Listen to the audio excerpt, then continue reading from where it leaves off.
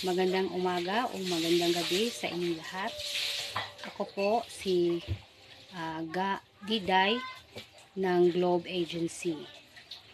Ang maibabahagi ko po sa aking karanasan bilang baguhan dito sa Popo, ako'y lubos na nagpapasalamat sa aking kapatid na si Yat.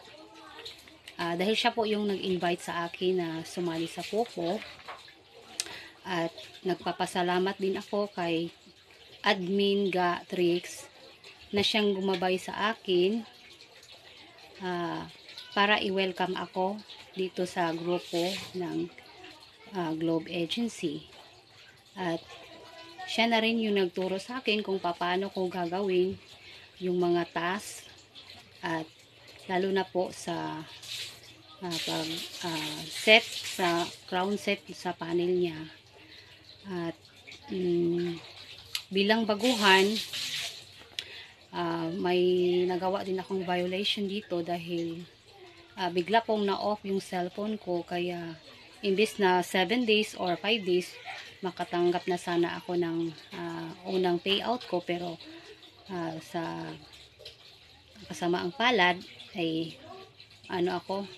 bumagsak ako at imbis na 10k yung solo live ko, naging na lang siya, naging 1k na lang. Pero at least naman sa isang buwan ko na dito sa Popo ay nakatanggap na rin ako ng first payout ko. At papasalamat ako dahil nakatulong din siya kahit papano sa mga estudyante ko.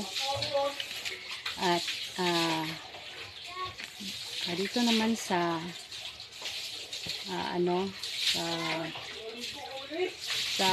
na-enjoy ko rin ang Popo, lalo na yung sinasabi ni Gatrix na ate, sumali ka sa mga pa-contest, nasali ako doon sa singing contest. Nung pag-audition, akala ko hindi ako makasali kasi bali ang ko kasi doon, wala akong background na music, so ginawa ko, nag-acapella po ako at isa rin naman ako sa nakuha. At isang din nagpapasalamat ako sa mga kasamahan ko dito sa Popo na sila yung tumulong sa akin kahit nabaguhan pa lang po ako. At especially po nagpapasalamat ako sa devotional time. Ito yung pinakagusto ko sa Popo dahil maski papano may rin nagtuturo o nagpapangaral ng salita ng Diyos.